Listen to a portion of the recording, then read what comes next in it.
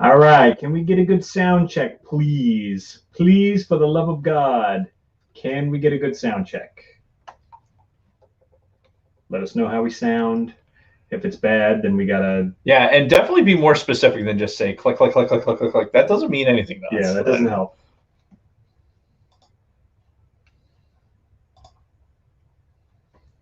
What we can do. I'm gonna open it up on my phone. Yeah. All right. This is us talking, trying to get a good sound check before we go live. Talking again. All right. This is us talking, trying to get a good sound check before we go live. Why do I sound like I'm in a tin fucking can?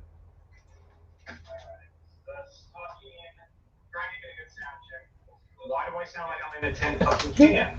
Okay. Check your mic. Yeah, let me switch the mic. God damn it. All right. I changed microphones. Hopefully that helps. Test 1, 2, 3, 3, 2, 1. Yeah. Oh, there we go.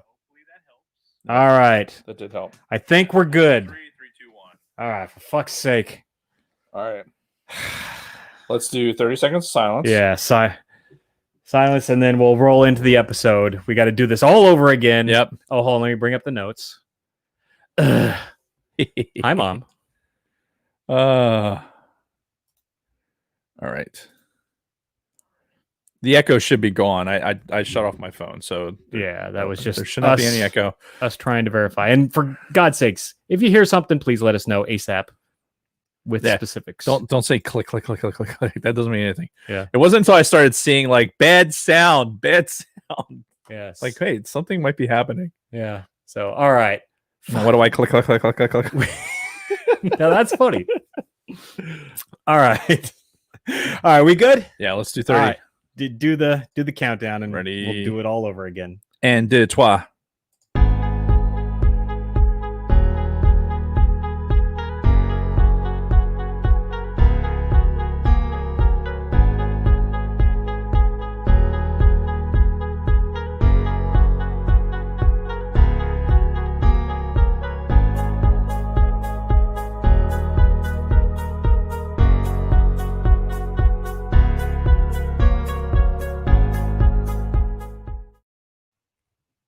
From a Gen X Point of View podcast is brought to you today by the letters D and T, standing for Dr. Thunder, the generic Dr. Pepper-like soda sold at all of your local Walmarts. They've been selling this same product for decades, and quite frankly, it's just as good as regular Dr. Pepper, if you ask me. Yeah, I feel like we've talked about this before.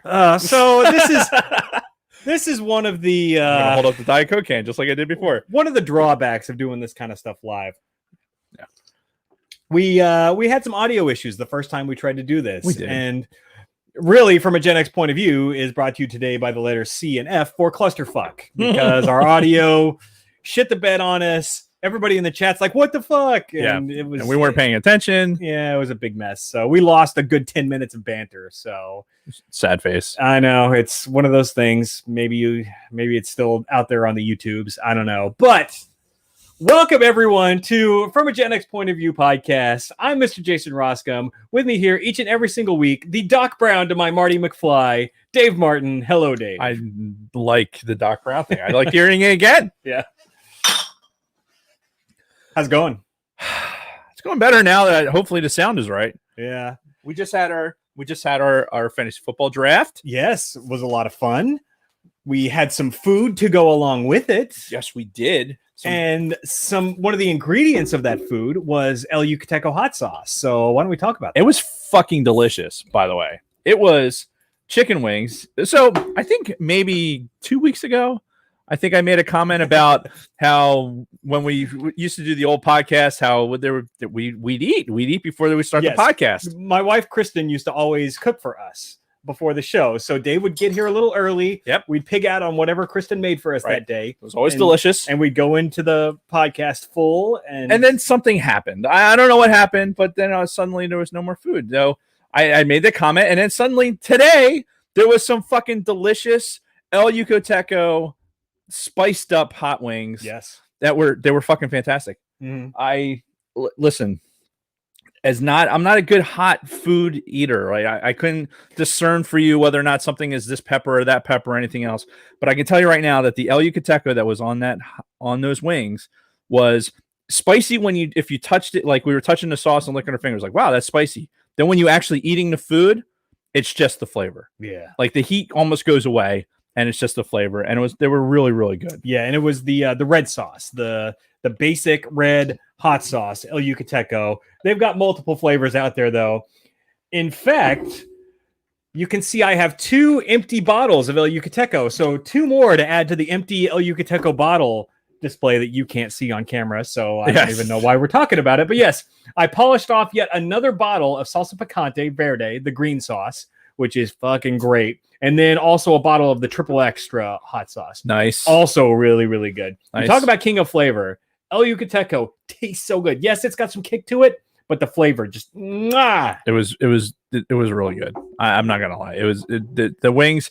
It being on the wings like that, it was excellent. Mm-hmm. Bronco Fett, friend of the show, friend of El Yucateco podcast, El Yucateco hot sauce, says Caribbean is the best. That's what he likes. And I'm not going to dispute that. I haven't had the Caribbean yet. They're all very good. And if you want some El Yucateco hot sauce on your own, English motherfucker, do you speak it? Dude, like we just fucking talked for an hour before this too, so it's not like I'm not warmed up. Yeah. But go to shopelucateco.com. You can get all the hot sauce flavors. You can get some sweet fucking socks. If you're watching on YouTube, you see some El Yucateco socks. Fucking all kinds of good stuff. You can go to Walmart. Yeah, and we bought 2 bottles at Walmart today. The red sauce. The red sauce is officially titled the Salsa Picante Roja. That is the red saying that. That is the red sauce, and we bought new bottles today at Walmart. The only complaint you can have about El Yucateco hot sauce is that the bottles are not big enough. Yes. So I was gonna make a penis joke there, but my mom's watching, so go to shopelucateco.com. You get your hot sauce, whatever you make it with. Go on social media, tag on Instagram. You're going to tag El Yucateco _hot sauce. Tag the Gen X POV podcast. Yes, please. And hashtag it up, King of Flavor, and all the good stuff.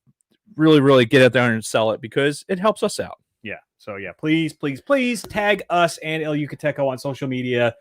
And Bronco Setfed.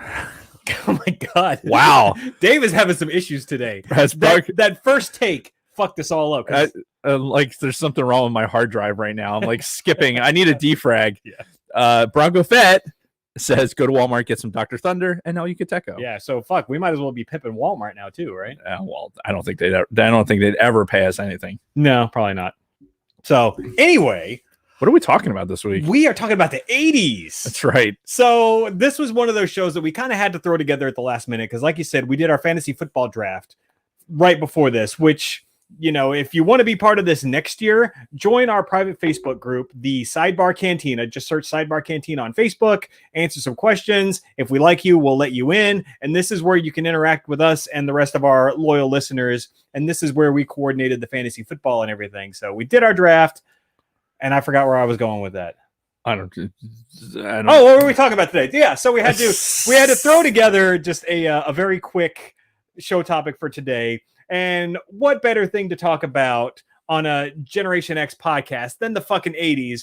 So Dave's lovely wife Kathy, I believe, acquired this 80s Trivial Pursuit game. Yes. So we're gonna go through and ask each other a bunch of these questions and maybe use some of these as just random topics to bullshit out things that we experienced during the 80s. Yeah, the fucking 80s, guys. We did a test run on this at the end of last week's show.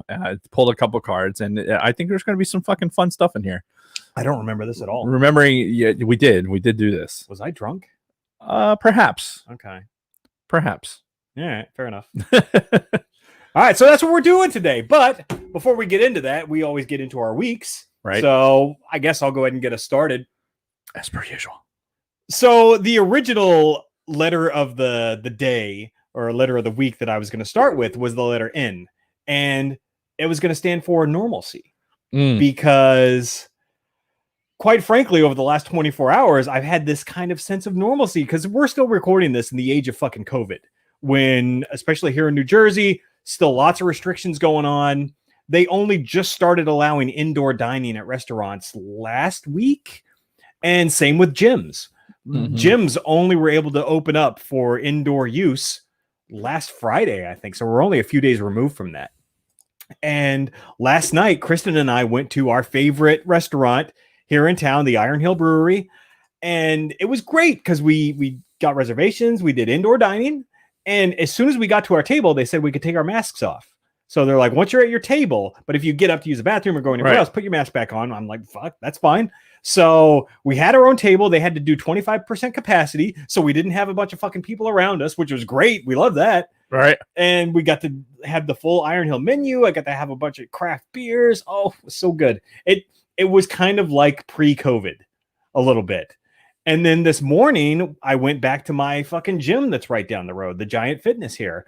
And even though I did have to wear a mask the whole time I was in there, except when I was drinking water, it was nice. It was nice to actually be in a gym and use some equipment that I haven't been able to use, because everything that I've done for the last 7 months has been just like strictly with dumbbells. Right. So I got to actually use some machines again. I got to use a real fucking bench press again today. So it was nice. It felt somewhat normal, which, I mean, hopefully we'll just keep going in that direction until maybe we actually get to a pre-2020. Yeah, when we're not having, we don't have to wear a mask all the time, and we're just.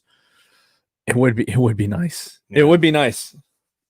Wouldn't it be nice? Yeah, it's a good song. It's a good song. Love me some Beach Boys. Indeed, me too. So besides that, I've been practicing a lot of the piano lately. Like, I'm sure if anybody's friends with me on Facebook, you've seen it. I've been posting shit every day, like new chords I'm learning, new songs I'm playing, and I feel like I've kind of crossed a threshold at this point to where my progress seems to have really sped up, and I'm having so much fun with it. And that's the thing where I'm sure a lot of people would find it very tedious. They probably would not like it at all. They'd probably find it frustrating. But for me, I'm enjoying every second of it, because again, I've always loved music and I've always wanted to play music, but I've never had that drive to actually learn until now.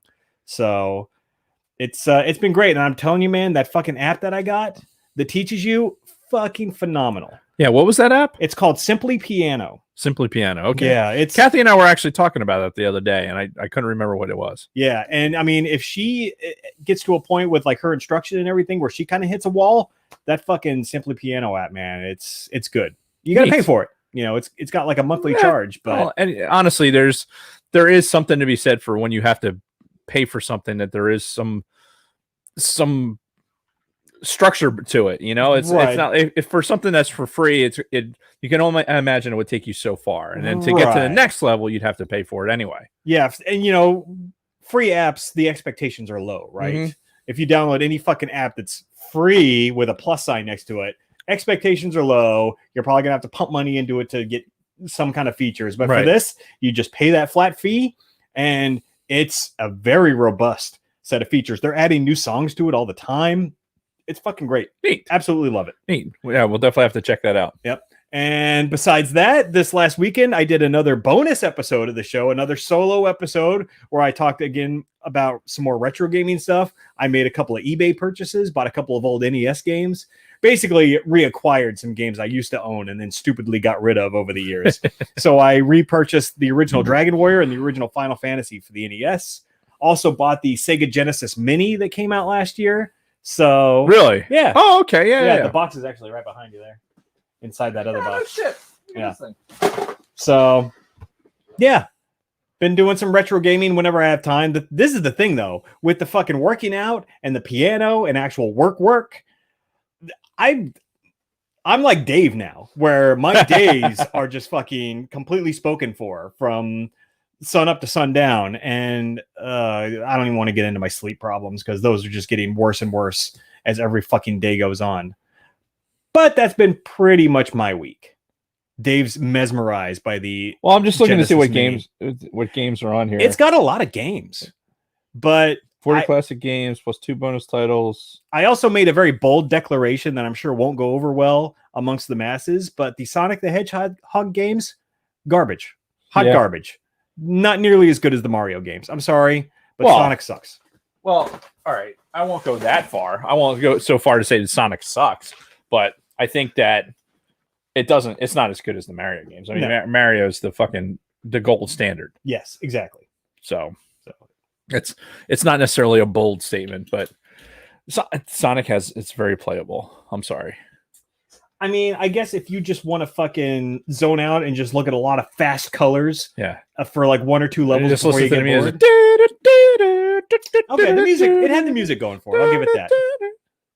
So, but yeah, that's been my week. It's been fucking go, gym, piano, fucking restaurants, no sleep, work, Tan. repeat. Gym, tan, laundry. What? I need to add the tan because I was actually in the gym this morning, right? And I'm walking around. They got mirrors everywhere, right? So you can always see yourself. And I'm like, my body, I'm looking at my body. I'm like, yeah, I'm looking pretty nice, pretty shapely, but I'm white as a fucking ghost still. I'm like, what the fuck, man? It's not like I don't do anything outside. Like I run outside. I do yard work outside. Apparently it's not enough. Yeah. Apparently I need like massive sun exposure. Not Big Lovin' style of exposure. Holy shit, dude. I hope you're okay. I mean, honestly, that Big Lovin' in his adventures down in Florida, he posted a before and after picture. Yeah. Like here, before going out on the boat with his shirt off, after. And it was fucking painful just to look at. Yeah. No sunblock in the sun for, I think he only said it was only like 3 hours or something, but that was enough to fucking roast him. Hey, you're down in Florida, not in fucking Michigan. You're closer to the sun down there. Mm-hmm. That's how fucking science. It's science. So, what about you? Dude. So, in an effort to maximize the fucking weekend, like I couldn't even tell you, like the work is work, but we got, had the advantage of a long weekend, right? So we had Friday, Saturday, Sunday, and today being Monday. So, and it's Memorial Day today, right? Labor Day. It's Labor Day is today. I don't see the difference, but whatever. Whatever. It's a day off. So on Friday, call sign Dutch, otherwise known as Helmet Fire, he was texting me. We've been trying to like go down the shore to do like a sunrise photo shoot, just to get to a good vantage point, to get some good sunrise pictures, something that we can build our portfolios with. Nice. And so we were going back and forth about trying to do something this weekend, and the weekend was already booked out except for Friday. Right. I'm like, why don't we do it Friday morning? And so he relented, drove up there, sent Jason a picture from his parking lot, like where his house is. It's pretty much a dark sky area. I mean, I could see the Milky Way, and having this conversation with Jason that he had never seen the Milky Way with his naked eye. And I'm like looking at it going like, yeah, there it is right there. Like, it's just a matter of paying attention, honestly, because you get up to the base and it's still dark a lot. So if you just pull over into one of the cornfields and just get out of the car and just start looking on a real clear day, I don't want to get raped by a bunch of crackheads or something in the middle of the night, though. Crackheads? Yeah. I mean, you might be worried about something. I wouldn't worry about crackheads. Or maybe meth heads. I used to drive, sidebar, I used to drive early to work as well. And in the early morning days, I'd pull off into one of the farms, and it just amazing field of view, right? Because the farm, there's no tall trees or anything else. So you got this huge sky up above you, and I'd fucking set up the tripod, and it'd be like 4:30 in the morning. I'd be out in the middle of the fucking, out in the middle of the road, taking pictures and shit like that. But that's what you got to do. Like, if you really want to go and see shit like that, you have to be like, I'm gonna leave work early this morning and make it a point to go fucking see it. So I don't know. I just kind of assumed I wouldn't see it anywhere in this part of Jersey. No, I've in fucking Vickers, right in his driveway. I could see it. And where does he live? In Pemberton. Oh, sorry, bro. Yeah. So anyway, get there first thing in the morning. Drive down to Barnegat, where the lighthouse is and everything else. Get really perfect morning for like a storm had just blown out, so there was some fucking clouds, just enough to start diffusing some light and making a real nice sunrise. Got all those pictures. Unfortunately, took a bunch of pictures. Like, all right, let's go over to the lighthouse and take some pictures over there. Maybe fly the drones over there, and get to the car. Have an unfortunate incident with backing into a stone that put a hole in the side of the tire, which that took up the next 20 minutes of changing a tire, which thankfully he had the spare and everything else, and we had a donut to drive back on. Okay. But that pretty much ended our excursion down the shore. Drove back, flew the drone again, pulled over to a very random, definitely not a state park, lake. And I was flying the drone over the lake and doing some stuff. And we got to his house, and he had a smoke, like not a smoke bomb, but it was like almost like a signal, smoke signal. Yeah. But like specifically for like photography and shit like that. So he set this up, and I was like flying the drone through it, and you could see like these vortices and everything else. So it was fun. That's awesome. It was cool. So that was Friday. I got back from that because it was a 3:30 wake up call for me. Oof. So I got back from that. I'm like, oh, I'm okay. And then I'm like, I crashed for like 3 hours, woke up, ate, and fucking crashed again. So Saturday, now we made it a point to, hey, the weekends we're going to do something no matter what. We're going to take the dog to the beach, do whatever. This is something that you and Kathy this is something Kathy and I are making sure that we get out there and do something for the fucking weekend. Do something. Give me someone while I'm waiting. So Saturday we load the pup into the car, fucking head down to the dog beach, and it was crowded. It's Labor Day weekend. It's the last official, unofficial weekend of the summer. Yeah. And so a lot of people are down there. But even with that, being on a Saturday, mid-afternoon, it was crowded, but it wasn't so crowded that you were like on top of each other. Well, yeah, because plenty you of room got for the COVID effect. Well, you had plenty of room for social distancing, and plus it's a dog beach, so you're not going there just to fucking go to that beach. You're going there to bring your dog. So, and word to people that there's a lot of people that think that their dog is playing, like, oh, that's a play growl, or that's he's just playing a little rough, right? No, your dog's an asshole. Yeah. Like your dog is pushing it too far. And if I'm coming over there to bring my dog away, that's not for you to say like, oh, well, nothing's going on. No, fuck you. Mm-hmm. My dog is obviously uncomfortable. So we're going to go ahead and move out of the situation. And why don't you get your fucking dog out of here? Because it's obviously not under enough control to not fucking try and like engage on these other dogs. And I'm not talking about dog fighting or anything else. I'm just talking about being aggressive. Well, and that could bode the same for fucking kids too. A lot of parents do that shit with their kids. Like, oh, he's fine. He's just playing. He's just whatever. When their kids being a little fucking halitomutin, just doing whatever the fuck they want. Yeah. So what would they be? Halitomutin? What the fuck is that? It's a southern thing. You wouldn't understand. What the fuck? Why would you understand it? Just relax. What the fuck is a halitomutin? All right, we're not going to get into this right now. So I don't know. I really threw Dave for it. I don't know that I can't not do it. What? Well, why don't you keep talking and I'll Google it? Oh, Jesus Christ. Okay. Anyway, so I had a nice time on the dog beach. We love it down there. Went from the dog beach and drove down to Cape May. And I don't know if we've talked about it on the podcast before, but one of the nice parts, New Jersey beaches, I think are pretty fucking good. Mm-hmm. They're not. Florida beaches have the sand and the water clarity and everything else. But New Jersey beaches, for the proximity to where we live in this population and have access to these kind of beaches, is fucking phenomenal. So drove down to Sunset Beach in Cape May, and it's just that's the name. It's a sunset beach.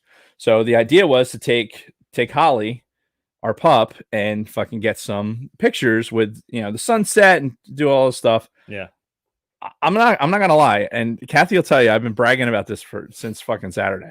I took a great picture of our fucking dog. The one that's on your phone? The one that's on my phone right now. And Kathy set it up. Like, I have to give her 90% of the credit because she had the treats, sitting the dog, and I took 36 pictures to try and get to the one that was fucking right. Because it was dark, the sun had just set, but the coloring was fucking really cool. Oh my god, it's fucking great. Go to @PhillyDave75 on Instagram if you want to see the picture itself.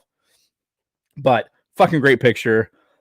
Really full day though. Like, we stayed there for a while to let the crowd clear out. Got in a car. By the time we got home, it was like 10:30 at night. So we've been out all day, out running around, all this driving. Get back to the house, go to bed, wake up, and fucking load the car up to go out to State College because we went out to see my daughter out in State College. Yep. Spending the night out there, 3.5 hour drive. Got out there, had a really good time, played some board game, do whatever.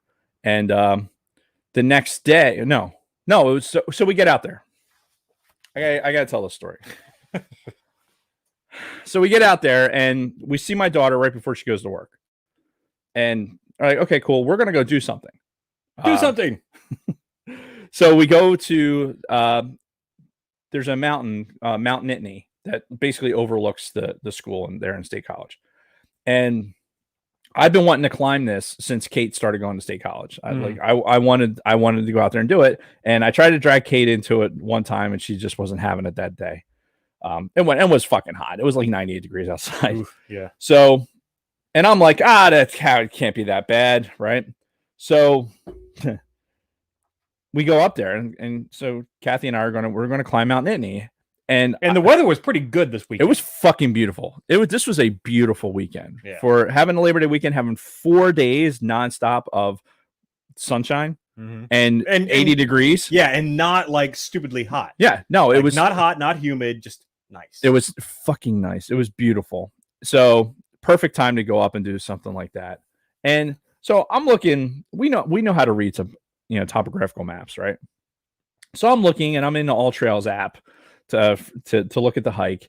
I'm like, okay, if we did the whole loop, it's like fucking 5.5 miles or something. But if we wanted to go just to the overlook where you see the fucking stadium and everything else, that's like 1.2 miles. Okay. So I'm like, obviously we're going to take the shorter distance, right? But the trail cuts basically perpendicular to the steepness of the topography. Oh. So it was post-COVID, Dave. I was gassed. Ooh, I was having trouble breathing. Oof. I had my backpack with my fucking camera gear and everything else, and like I was having trouble. Kathy was fucking champ. She fucking had no problems. But I think post-COVID, Dave, even with the exercising and doing stuff like that, I just think that level of exertion, I just wasn't ready for. Yeah. And of course I didn't bring my fucking inhaler that I'm supposed to use. But because I've never had to deal with shit like that. I've never had issues like that until I had COVID. Right. So anyway, I don't know what's going on in the chat. I don't even want to look at it. Yeah. So we get up to the top finally, and great view, awesome pictures. So the thing about Dave, just to let the new listeners in on this. The thing about Dave is that Dave tends to, in his mind, prepare for any particular scenario that you could possibly encounter, so that if it happens, I'm ready for it. Right? There's I have this innate fear of not being prepared for a particular scenario that I'm in. Okay. It's something to do with my anxiety. So Kathy's worried about snakes the whole time, and I'm thinking about the hike, and it's like the way the rocks were and everything else in the shade. I'm like, you're not going to find any snakes in these rocks. You're just not going to. Mm-hmm. Well, we get to the top of this thing, and I put the camera down. I was going to try and do this time thing. It wasn't working on my fucking phone. I was getting pissed. So some couple had come up.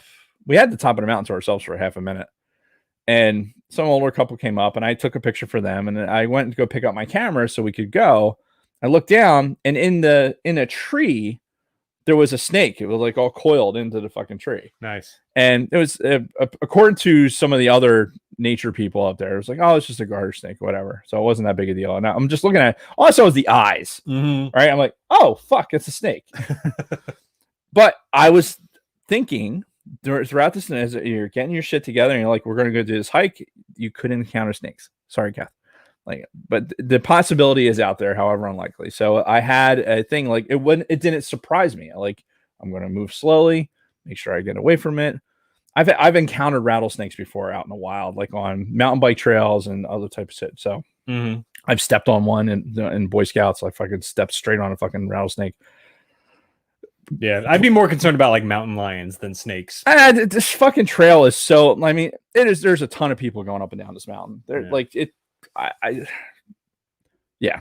Anyway, So there's a snake up there. And I say that because I was mentally prepared to encounter a snake. Like it wasn't something that I had a reaction to that I'm like, oh, okay, this is what I'm going to do because I had prepared for it mentally. All right. Now, Dave is constantly thinking about 15 different scenarios at once. Like if I do this, what are the outcomes? I try and plan all the outcomes. Right. So as we're going down the hill and we get to this point and Kathy and I are just bullshitting, and coming up the trail, I see fur. All right. I see the fur. It's on the grass. Now the fur, it's the coloring of this fur was like almost a golden retriever color. Okay. Right. And I see it, and in my brain, it went badger.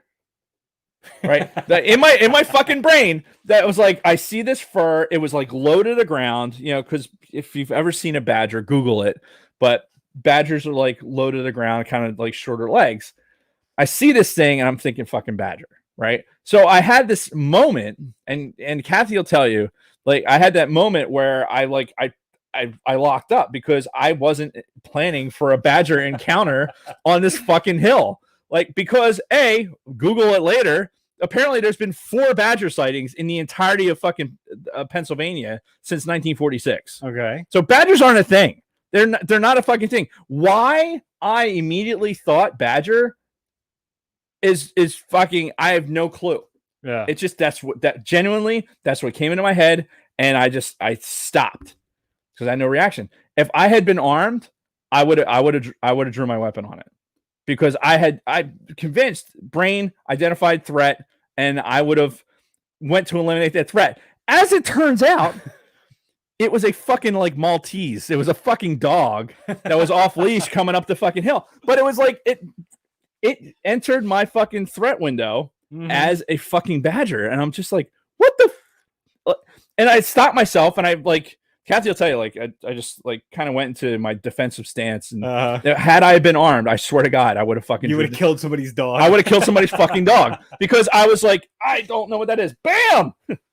So your new nickname is Dave the Badger. Oh my God, it was what you're telling me. So, and I wish I could tell you why that was what popped into my head of all the possible things. Yeah. Why badger? And it was one word, like Bert. Badger, like, flashed in front of my fucking view screen, and I was just like, and I like, because of all else, oh fuck, it's a threat. I can't.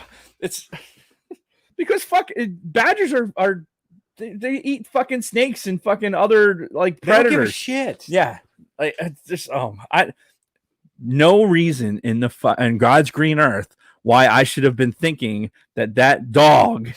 The color wasn't even right. There's not a badger that looks like the same color as a fucking golden retriever. But yeah. Yep. Oh, that's great. So now you are Dave the Badger. Now I have to live with that, and I probably wouldn't even told the story, except my wife immediately, or not immediately, but later that evening when we're at my daughter's house, she fucking texts Jason and be like, you got to. Oh, she spilled the beans. Yeah, you got to. Right. Well, she told her. It was like, fuck. I'm like, I'll just tell the story on the fucking podcast. No, I was just gonna randomly call you Badger at some point. Yeah, it's you wonder why I'm so exhausted all the time, and that's a lot of it. Like, it's like, Jesus Christ, no wonder. Like, if you've constantly got all of these fucking scenarios playing out in your head, yeah, oh my God, it's exhausting. That sounds exhausting. So yeah, that just a little insight into why I'm a fucking mess. And in the chat, my mother wanted to know, and I'm pretty sure I know the answer to this already. If you were once a Boy Scout, I'm pretty sure you were. Yeah, right? Yeah, I was. I was a bad Boy Scout though. Yeah, I was the kind of Boy Scout that I cared more about going hiking and canoeing and doing all the fun shit than getting merit badges. Like I never made it past a first class scout because I didn't really give a fuck. I didn't want to just do things just for the sake of doing them. I wanted to, if I'm at camp or doing whatever, I was a BSA lifeguard. So I worked at camp while I was there, and then I took the same merit badge classes over and over again. I took astronomy like 3 times. I took fucking geology. That's environmental the shit you were science. interested in, Yeah, right? exactly. So fuck everything else. Yeah, fuck them. Canoeing and sailing and all that other shit. I did all the fun stuff. Fuck the other randomness. So is that the end of your week?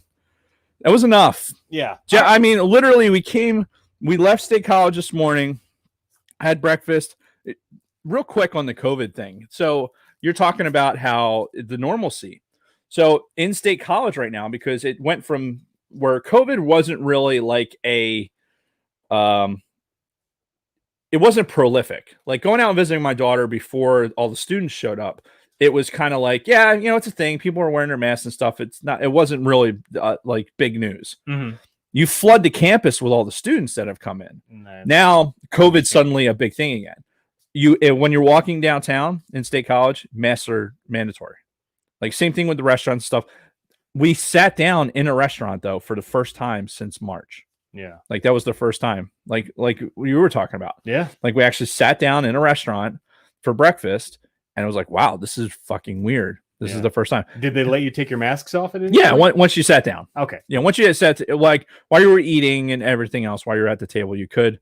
But like you said, going to the bathroom and stuff like that, it was a thing. So it's interesting to see what happens with the colleges now that there's been this influx of students. They're having COVID parties. They're doing all the things you're not supposed to fucking do. And that's the thing, because it's been pretty well documented that most younger people aren't affected by COVID as much. They're just not. Like people that are like super in shape or like super young or any combination of that typically are asymptomatic for the most part. Right. You get these outliers where, a 21-year-old just fucking ups and dies from COVID. Yeah. But for the most part, like it doesn't affect them that much. So they're just doing whatever. They're not taking precautions. They're having their fucking parties and all that. But then you get them all together in one fucking area, mix them in with the rest of the general populace, and you're bound to have a fucking outbreak. So ironically, while we're hiking, there was groups of kids that were like probably just killing time, being bored or whatever. So it's like small groups of them, and you'd hear them talking about it. Like one of them saying, "Oh, this person had it, and I'm sure I had it." Blah blah blah, and they're nonchalantly kind of talking about it. Yeah, and I'm not 100% sure that it's not a good thing in the long run to try and get this run through a certain herd part immunity, of as they call it. kind of run through some of this with the population. I'm curious to see what's going to happen with the schools, because let's face it. Thinking about why a school would be so, and even grade schools, why you're so worried about like getting the kids in this environment, whatever. And it's because we're such a litigious society, and the fear of the lawsuit, the fear of a parent with a kid that gets sick and God forbid dies because the school wasn't taking a certain precaution. That's what the administrations are thinking about. Right. That's the shit that they're trying to do. I mean, that's any level of government. That's what they're worried about. It's like, okay, are we prepared for the worst case scenario? And for a school system that is you're paying your local taxes into, can they afford to have fucking that type of lawsuit against them? Can they afford that? And the answer is no.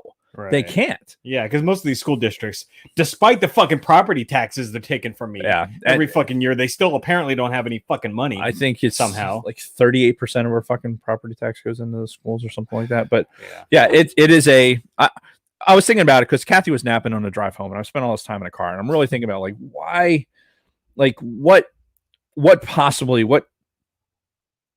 good is it doing to not further like getting students and everything, and honestly, A, we don't want them to get sick. B, we don't want them to get sick and then fucking bring it. Like if I send you home to a more population that's more susceptible to having a more serious illness. Kathy was talking about, I guess, down in Alabama, they're instead of sending kids home, like if they get sick in college, they're isolating them. Like putting them, I think she was talking about they're taking them out of the Alabama campus and they're putting them at Maxwell. Like they fucking basically move the OCS kids out into a fucking hotel, and they're using that dorm as a fucking quarantine. Rather than sending them home to their parents and getting them sick, they're fucking just isolating them until it fucking works out. Which is an interesting concept if you have the overflow capability to do that. Yeah, I guess. Not every neighborhood's got that capability. Exactly. Yeah. So anyway, it was interesting. It was interesting to have that sense of normalcy, and but at the same time, mask wear was mandatory when you're walking around in downtown. Yeah, for good reason. Their population surged by having all the students come in, but at the same time, I bought this sweet new shirt Kathy let me get. yeah. It's a Hawaiian shirt with the Penn State logo on it. It's blue with flowers on it. Very impressive. Yeah, I love it. It's fucking great. But talking to the store owner there, like this is a huge weekend for them that they're not gaining revenue from because this was a football weekend. Yeah, this would normally be a Right. big weekend for them. Right. And you figure at State College, you have a stadium that holds 108,000 people. Like a vast majority of those people are coming from out of town to fill that stadium. Some of those out of town dick. Never mind. Anyway, yeah, it's so interesting to like get out away from New Jersey for a little bit to see what's going on in the rest of the the world and in the middle of Pennsylvania with this. So interesting. Yeah, COVID's not over yet, folks. So I just don't want to get it again. Oh God, no. And that's the thing too. Like we were Googling, reinfection rates and shit like that. Some people are saying you're only immune for like 3 months after getting it. And then you're fucking How would they even know? They don't even know that yet. Nobody knows anything. That's the problem. That's the real problem with fucking COVID is nobody knows anything. Nobody knows shit. But we're ready to move on to our main topic. So do you need to take a bathroom break or anything before we do that? Or should we just roll right into it? If you don't need to, I think I'm all right. I think I'm good. All right. I'll be good for at least this beer. All right. So we're kind of doing this live. We're going to do this 80s Trivial Pursuit. And if there's any subjects that kind of strike our interest that we want to expand upon, talk about our personal experiences, whatever, no fucking idea what is in some of this stuff. And honestly, like the 80s are not, we did this on the old podcast with the Star Wars Trivial Pursuit. And I think we got 90% of the questions. Yeah, they were way too easy. Yeah. So I don't think this is going to be the case with the 80s stuff because we were adolescents, during a lot of it. So it'll be interesting to see how much we can actually come up with. Yeah, I mean, I was 3 years old at the turn of 1980. So no, you were no, yeah, I was 3 years old because I turned 4 December of 80. Okay. Yeah. So here we go. All right, it's gonna be fucking great. We're gonna get it started. I'm picking a card. I just opened a fresh pack of these cards. So and thanks again to my wife for finding this in Goodwill. Okay, this is interesting. We're getting into some politics here. All right. What did George Bush repeatedly ask voters to read in 1988? His lips. Oh, yep. You got it. Read my lips. No new taxes. All right, nice. Why don't you grab a card and ask a question? I'm going to keep this one for now. See what other good. All right. You should put it like on towards my side of the table. That way we can tell that I was right on that one. I can fucking keep track of. We should right. absolutely keep track. Let me do this. Especially since I got the first one. Now I'm feeling saucy about it. He's ready to just like rub it. Yeah, that's it. Fuck you! Look at this dick. Oh, in your face! You can't deny me, Billy. You can't deny me. It's too real for you. All right, that's 1 point for Dave. Woohoo! Go ahead. All right. So,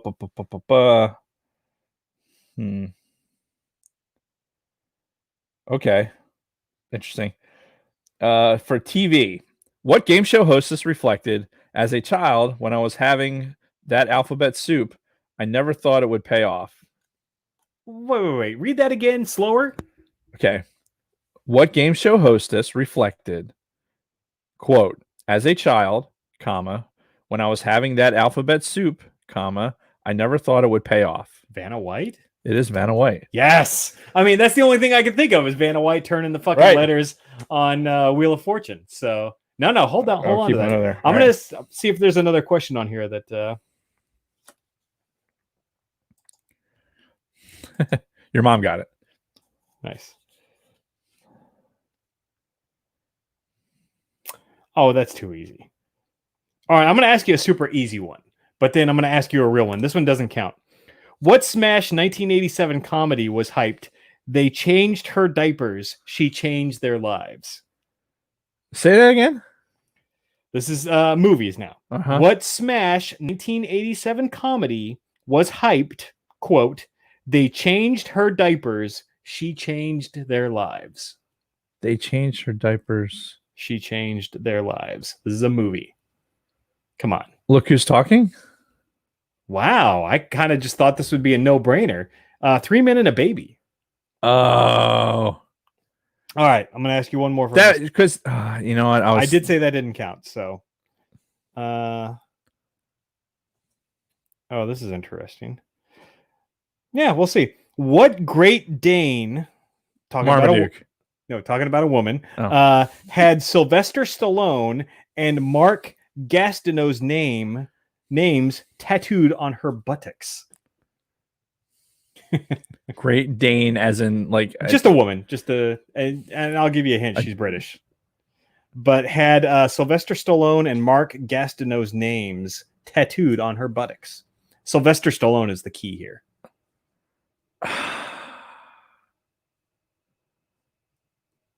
I don't have any idea. It's Brigitte Nielsen. So you remember shit. Rocky IV? Yes. Her and Sly were married for a couple of years. You know, she was the fucking chick from Rocky IV who was the girlfriend of the Russian dude. So Okay.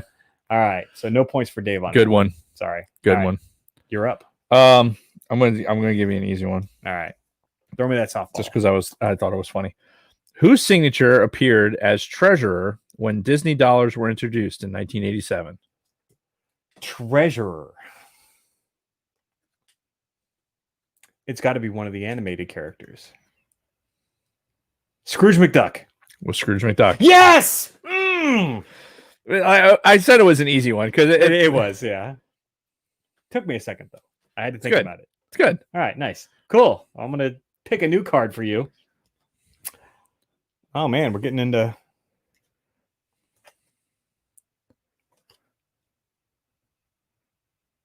Huh. All right, more politics. Nice. So I didn't know this one. What fellow Republican famously derided Ronald Reagan's fiscal policy as voodoo economics? Oh fuck. The answer will probably surprise you.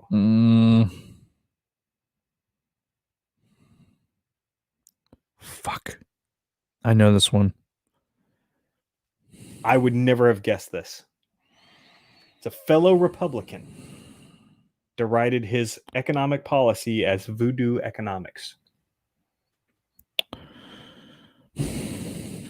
Fuck. God damn it, I know this. This was a hard one. Again, very surprised by the answer.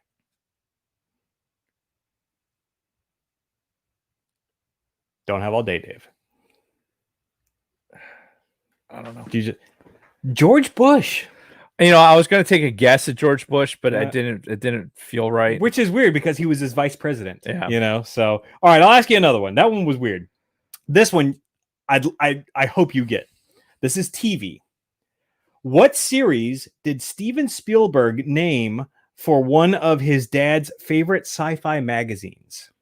So this is a TV series that Steven Spielberg was involved in, and he named it after one of his dad's favorite sci-fi magazines. And there's really only one TV series I could even think of that Spielberg was involved in. Oh God, I don't know Spielberg's catalog that well. Alf. I don't know. Now, Amazing Stories. You remember that show? No. No? Oh, I remember that show. I remember the whole intro and everything with it. Yeah, early 80s TV show. Just a bunch of different short stories. It delved a little bit into some sort of sci-fi stuff. Okay. There were some stories about like fucking cavemen and just really, really unique show. I'll have to look at that. All right. I'll have to Google that shit. What you got for me? All right. Yeah. All right. Let's see. Oh.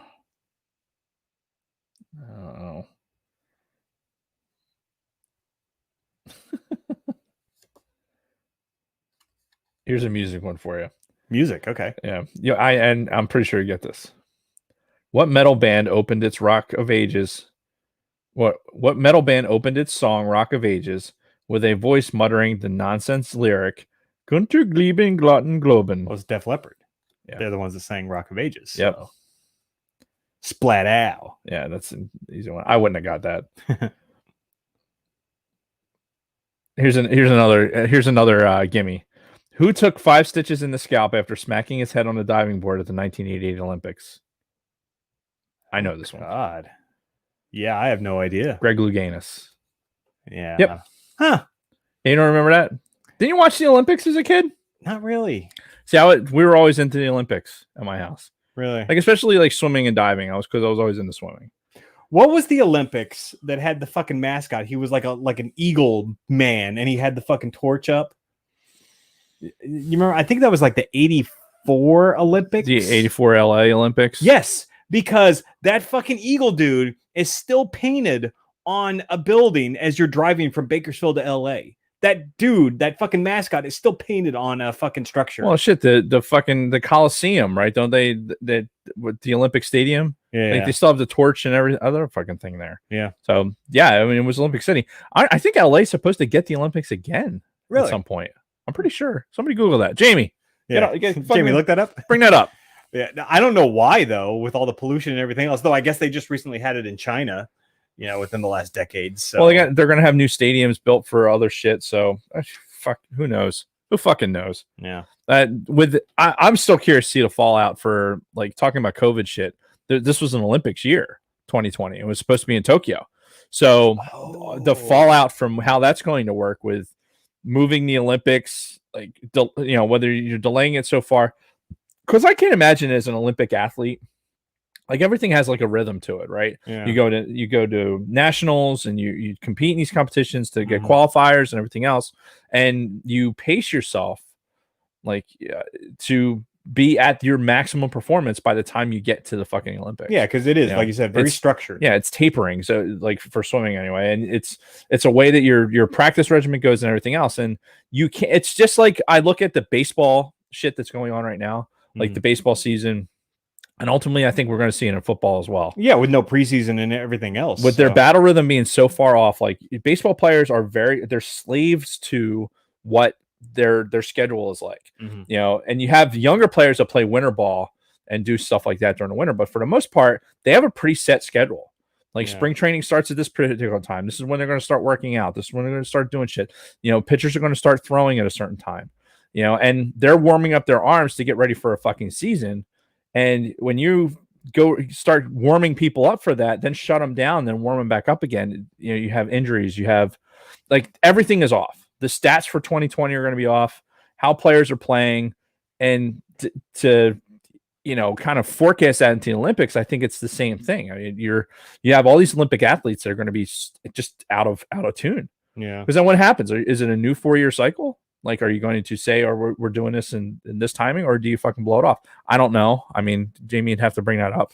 But yeah, it's I enjoy, because I was in an obscure sport like swimming. Like the pinnacle of swimming is the Olympics. So I always look forward to seeing that in the Olympics. I don't really give a fuck about the Winter Olympics, but yeah. And Kristen, she's always been big into the Winter Olympics because she likes the figure skating and all that shit. So yeah, I don't know. It's just interesting.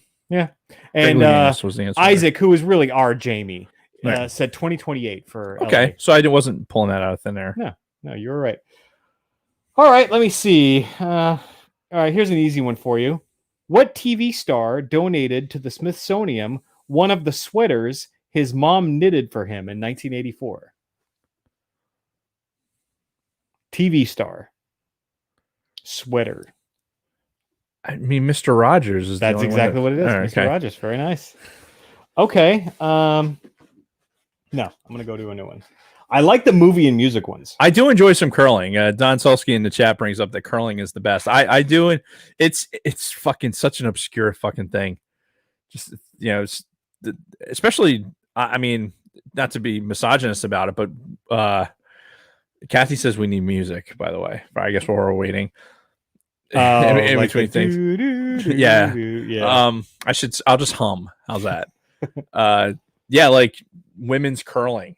getting out there and they're hollering and shit like that. It's fucking weird. All right, I've got several good questions on this fucking card. Shit. Okay. All right, first of all, this is WC. I don't know what WC stands for. Water closet. Okay. What gum, so gum like chewing gum, brand's relentless jingle involved chewers to kiss a little longer? Big Red. Yes. Longer, big with. Wait. Kiss a little longer with Big Red. That The big red freshness just right to it. Your fresh breath goes on and on while you're chewing. Say goodbye a little longer. Make it Last a little longer. Make you think about the bees with Big Red. Yes. We remember. All right. Music. Okay. What pop act took credit for chart-topping hits that were actually sung by Charles Shaw, Johnny Davis, and Brad Howell?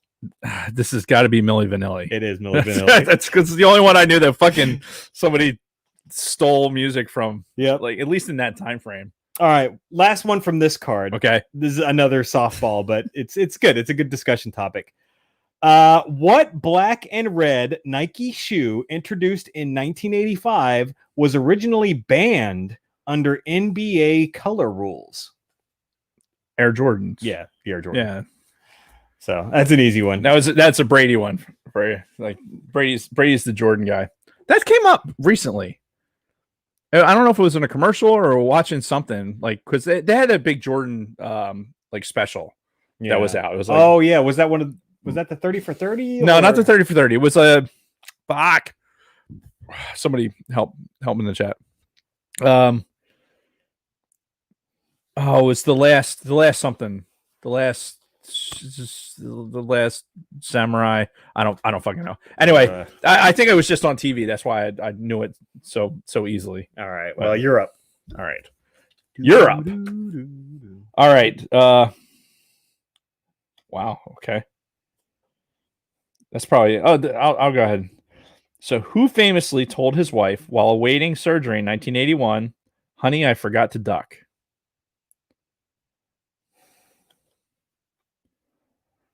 It's HL. I don't know what HL means. That's the top one. That's politics. Is it? What the fuck is HL? Was it Ronald Reagan? It was Reagan. Was that after he got shot? I guess. So, sidebar on that. It was in 81. I mean, Reagan was president for almost all the entirety of the 80s. So if it's a presidential question, you can almost automatically assume it's Ronald Reagan. Yeah. No, but so here's the thing. I remember Reagan getting fucking shot by Hinckley. Right. Whenever it was, be it 81 or whatever. I thought it was in 83. It might have been. But when that happened, they encouraged kids to write fucking letters. Like, get well letters to the president. I remember that. I did that. In return, I got a fucking signed card from Ronald fucking Reagan saying, "Oh, thank you for your concern. Me and Nancy really appreciate all of your well wishes. Ronald Reagan." And it's got, I don't know if it was really a wet signature or not, but I got that in the fucking mail. That's awesome. Like months later, and we framed that. In fact, as far as I know, my mom still has that fucking that card in that frame somewhere in our possessions, like probably in a storage facility or something. That's fucking amazing. But I had that like on my desk growing up for my entire life. That thank you card from Ronald Reagan. That's awesome. Yeah, it was 81. I googled. Oh, when he got shot? Yeah. Okay. It was 81. Yeah, because I vaguely remember, like, I think it was at school. Like, they're like, yeah, it was want to write letters to the president saying get well. It was I know it happened in school for us too. We didn't get any kind of feedback though, or if we did, like the school didn't distribute it. It was one of those things that like after it happened, you kind of sat down, and it was probably part of like a like, hey, this is a major news event that this happened. Let's bring it up in class. Let's talk about it. Yeah. I mean, we weren't that old. So for us, it was. No, I was 5. However, what age were you in 81? Well, I'd have been 4, almost about to turn 5. Yeah, it was what, March of 81. So I was fucking 6. I don't know. Yeah. But see, this is something that fucking gets me every time. Like, I have to ask Alexa or whoever, like, at what grade does a fucking 6-year-old in? Right. If they're in a grade at all, because I don't fucking know. It's Yeah. like I can't extrapolate that. I can't get those penguins to come back close enough, or be like, oh, what was fucking 81? I can tell you that fucking space shuttle launched in 81. I can tell you everything you want to know about that shit. But fucking what grade were you in? I don't know. Which, I mean, this could be a whole other side discussion, probably a whole episode in itself. But you talk about the dynamic of that event at that time in the fucking 80s and compare it to if fucking Trump got shot now. Oh my God. Like, you'd have 50% of the country being like, good, I'm glad he got shot. Yeah. So you wouldn't have this national, everybody coming together, kids writing letters, hope you get well soon. Well, I think it is, if we're talking about, I definitely want to do a specific episode on like the Cold War. Oh yeah. And talking about our different experiences, like how the effects of the Cold War on us as children, especially school age children. Yeah. Because it was a completely different dynamic. Yep. So let's save that for another Put a pin in that one. All right. I'm going to here you go. I know you're going to get this one. What nation edged out the U.S. men's basketball team in the 1988 Olympic semifinals? The 88. So this was before they were letting the pros play. Correct. Wait, this is in the Olympics? In the Olympics. 88 basketball edged out the U.S. men's team. Yep. Fuck, who would have done that in 88? China? Soviet Union. Soviet Union. Okay. I guess that would have made sense. 80s fucking Russians. Here's another one. What Marla Gibbs sitcom was named for the house number of the apartment building it was set in? 227? Yep. I flipped it over. I saw 227 and it's like, oh yeah, we have to talk about that. Nice. All right, very good. I've totally stopped keeping track, by the way. I'm back. Had to restart. Browser dropped the sound. Is our sound good? We already fucked. We had that fuck up earlier. We don't want to do that again. Anything, so. Oh my God. It was The Last Dance. It was the Jordan thing. All right. It was like a 4-part episode. This should be an easy one. Music. Oh God. What John Cougar Diddy told a tale of two American kids growing up in the heartland? Jack and Diane. Yes. Very easy one. As soon as you said little ditty. Yeah. Little ditty. About Jack and Diane. Half of this episode is going to be us doing karaoke. That's they can. Yeah. That would be a bad episode. That would not go well. Yeah. I'd have to do we did an entire karaoke thing at one of Kathy's friends, and they had a karaoke set up, and I sang like almost entire song as CCC. I think you told that story on the Open Chocolate Podcast. Kisses. Yeah, it was a whole fucking thing. All right, movies. What Tim Burton film did Warner Brothers consider distributing under the title Scared Sheetless? Tim Burton movie. Warner Brothers was considering naming it Scared Sheetless. I should know this. It's one of those process of eliminations, like what Tim Burton movies were. Yeah, so I'm gonna go with Edward Scissorhands. Negative. Beetlejuice. Really? That was the alternate title? I guess. Scared. Oh, I guess it makes sense. It's closer to a. Yeah. Okay. Yeah. Which fuck, man, we could talk a lot about Tim Burton movies. Yeah. The Edward Scissorhands, which I saw in theaters with my mom actually. Beetlejuice. I think I saw that when it came out on video. Yeah, I think that was a video thing for me. And then obviously the first two Batman movies. So, and was Nightmare Before Christmas? No, that was in the 90s, I think. I think so. And I never got into the Nightmare Before Christmas stuff. So I would be hopelessly out on that one. Yeah, it's got a big following. Oh, yeah, it does. Especially people that follow those things. All right. Last one for you. I'm sure you're going to get this one. All right. Who fanned Ricky Henderson in 1989 to chalk up his 5,000th career strikeout? Nolan Ryan. That's correct. That is an easy one. All right.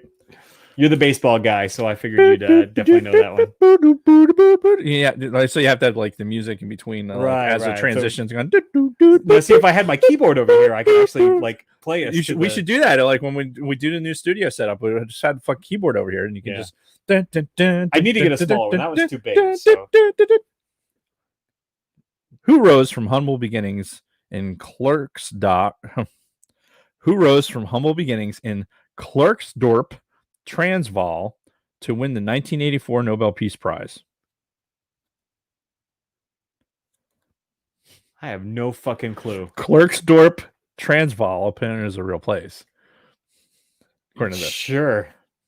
It was Bishop Desmond Tutu. So if you told me the name, if you said the name Benjamin Tutu, Bishop Desmond Tutu, I'd be like, oh, I recognize that name.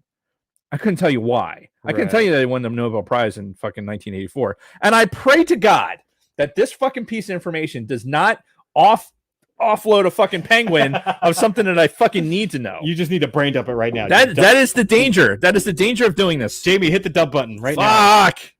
All right. Here's an easy one. What character died in Rocky's arms in Rocky 4 after being bludgeoned by Ivan Drago? Oh, that was Apollo Creed. Right. What power ballad observed, some will win, some will lose, some were born to sing the blues? Oh, no. Hang on. I'll help you. Some will win, some will lose. No. Oh, God damn some it. were born to sing the blues. Oh, the fucking Journey song. The night that goes on and on and on and on. Strangers. Come on. What was the name of that fucking Sing it out. song? Sing it out. They got it. They have it in the.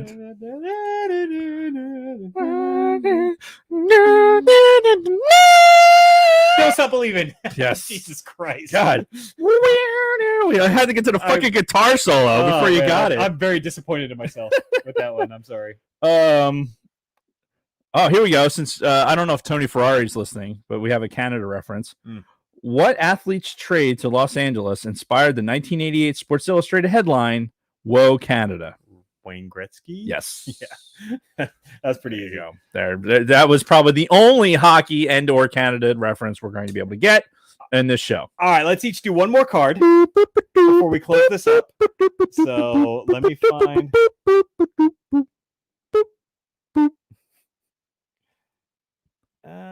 You know what? I don't like this card. That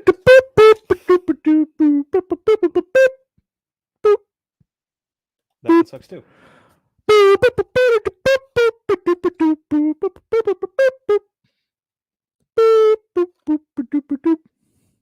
All right, I'll ask you the sports one on this. Like, all of a sudden, these are getting like real shitty. So, who stroked a double off pitcher Jerry Koosman to collect hit number 4,000? So they hit a double off of pitcher Jerry Koosman to collect hit number 4,000. Come on, I remember this. Who has 4,000 hits? It's either going to be Pete Rose, it's going to be Tony Gwynn, Cal Ripken.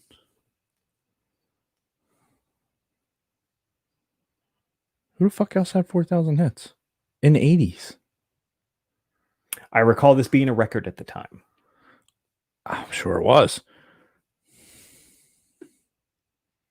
It was one of the people you said. I remember this, and I wasn't even that big into baseball.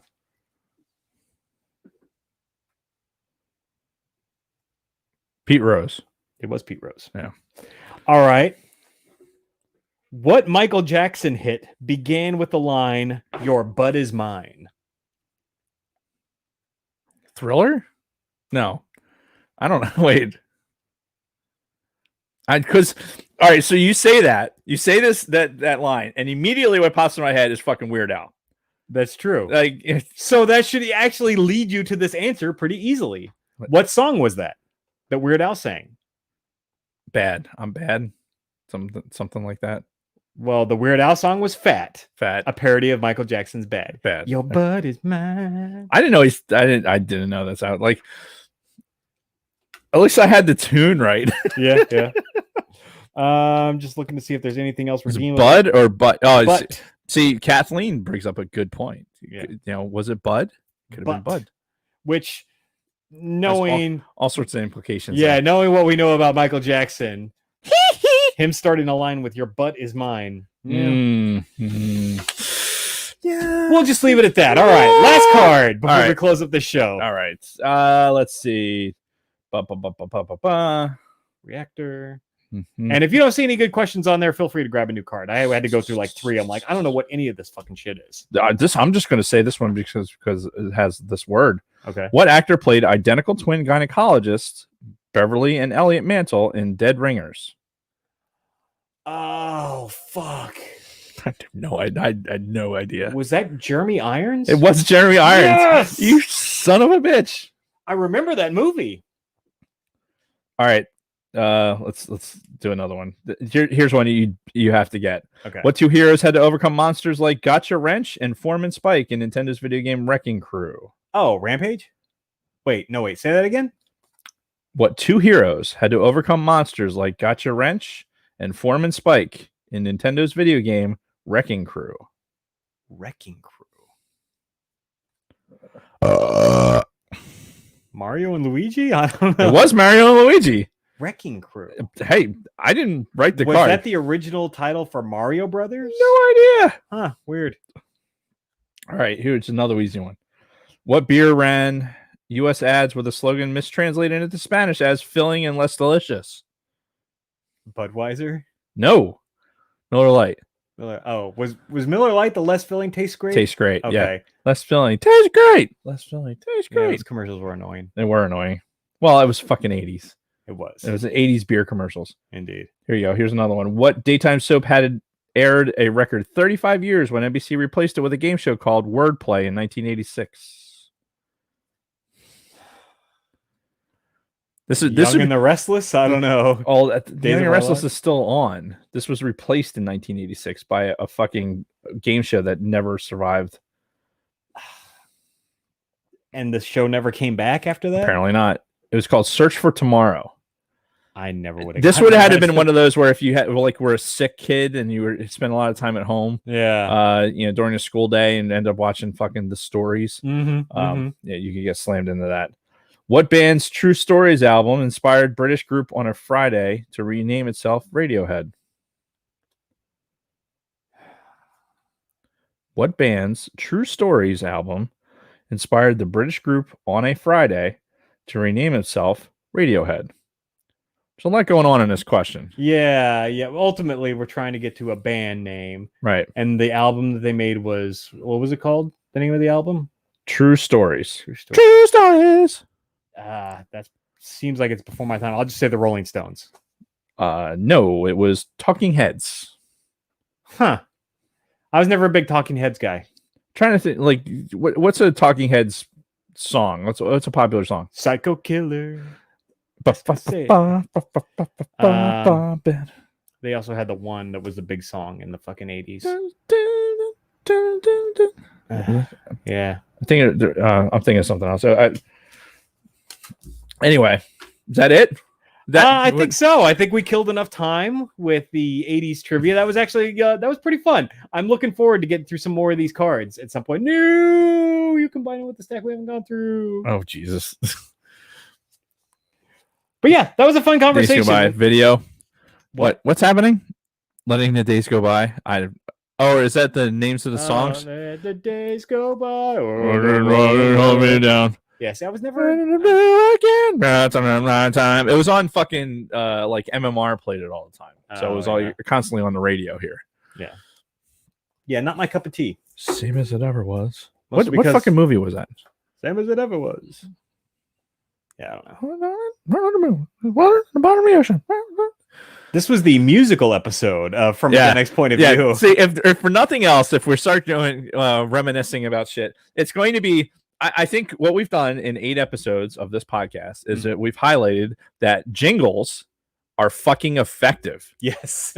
Jingles are fucking effective. Here we are, 30, 40 years later, singing the Big Red song. Yep. almost word for word. So Yeah, give her a take. big red freshness Right to you. Your fresh breath goes on and on while you chew and say goodbye a little longer. Make it last a little longer. Take your breath on like the freshness with Big Red. And that's what you get. Oh, I love it. So hopefully this wasn't too much of a shit show for you guys. Yes. Hope you guys enjoyed it. Social media. Watch out for badgers. Yes, as my watch out wife for said. badgers. If you weren't logged in earlier, you missed that story. Social media. We are at Gen X POV on all of your favorite social media platforms. Yeah. Well, at least all of our favorite social media platforms. Yeah, which is Instagram. And Facebook. and Facebook and Twitter. But we don't look at Twitter. Yeah. But while you're on social media, while you're at Gen X POVing, you can also at @LUCateco_hot sauce on Instagram. Yes. Or at @LUCateco on all the other social media platforms, and tell them how awesome LUCateco is. Tag them. Fucking tag us. Say how awesome we are. Say how awesome their hot sauce is. Yeah. More the former than the latter. Just do it. Go to shoplucateco.com. Buy their shit. Put it on your food. Fucking enjoy yourself. And then go on your social media and tell them that Dave and Jason sent you. Indeed. Now, just real quick in the chat, Luna Girl brought up the Juicy Fruit jingle, which, I mean, that had some longevity based on Family Guy. And the whole thing that they did in Family Guy, was that in one of the Star Wars movies? It was. Okay, where they did the whole Juicy Fruit thing with well, and they had the Juicy Fruit twins in Spaceballs. Oh, yeah. Too. I mean, chew your gum. Chew your gum. But yeah, no, she brought up the jingle. Marlene, it's gonna move you. It's a song that gets right to you. Juicy fruit, the taste is gonna move you. This is when we get non-monetized. So bullshit for fucking poorly singing jingles from the fucking 80s. Yep. And by the way, if you like shitty podcasts, you can also check out some of our friends. Yeah.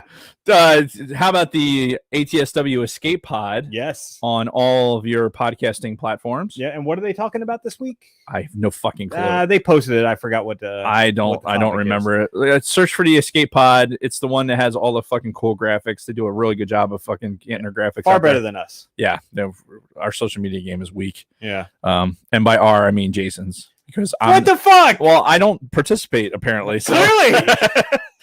I will do better, I promise. The ATSW Escape Pod on all your social media platforms. Same with us. Podcasting apps. Real quick, before we get too far away. Like also if you're watching this on YouTube, fucking sweet, subscribe, like our videos, make sure you tell your friends. We're trying to get to a point where we have our own URL. Yes. And we need 100 subscribers. So we do. Fucking get out, start pushing that shit. Please. And you will do it.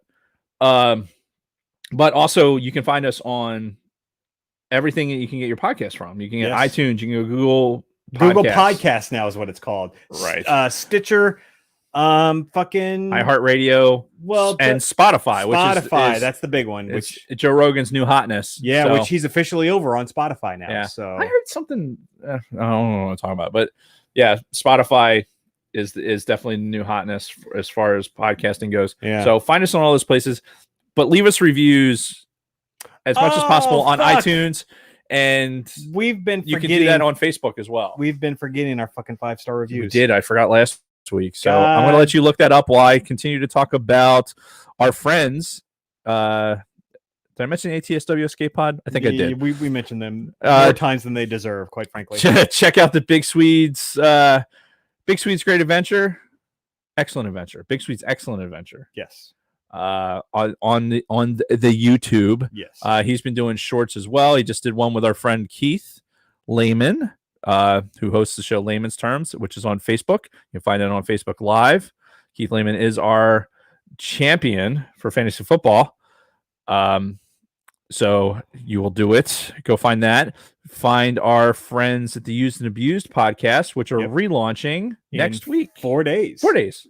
Yeah, that's right. It's a new week. Yeah. So I think that's when? September 11th. Never forget. And who else? I think that's it. I think we're Talked good. about layman's terms on YouTube. I no, he's on Facebook. Facebook. Yes. Okay. He's only on Facebook now. Sorry. We got a 5-star review? We did, but I want to save this for the top of next week's show. It's a good one. Like, this is worthy of being read at the top of a show. It's from Pemberton 1979. Okay. Well, I think we know who that is. And yeah, we got to say. All right, so we'll say that for next week. All right, and if you want to have your 5-star review read on the air, just go into iTunes, leave us a 5-star review on From a Gen X POV, and we will read it verbatim on the air. We'll read it verbatim, and if you want it done in a certain character, we'll do that too. Yeah, specify. Just, we will do our best. Yes, because this particular review wants me to say some very specific words. So nice. We have to save that for the start of a show. Excellent. That being said, thanks everybody for joining us. Hopefully this came off as somewhat entertaining. Again, we had to kind of throw it together at the last minute. Of course it was fucking entertaining. People enjoyed the shit out of it. Yes. Yes, you did. And until next week, just remember, everything we told you today was true from a Gen X point of view. Okay, now what do I click? I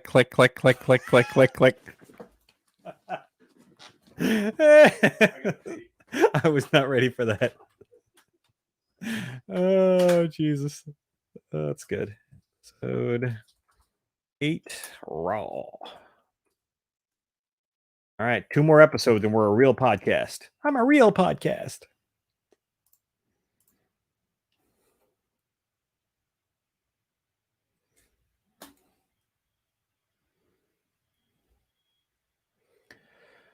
Oh, man. 7:40. Might actually get some sleep tonight after all.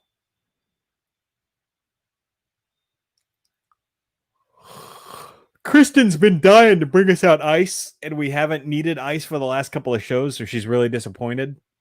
So next week, we're going to have to make a point to have her bring out some ice, because I know she's got something planned for us. So we'll have to wait and see. Kristen's been very anxious to bring us out ice, by the way, for a couple of weeks now. So we got to make sure next week we'll... yeah, well, I didn't have a glass. Well, you had a glass. You should have fucking had Well, I didn't need any.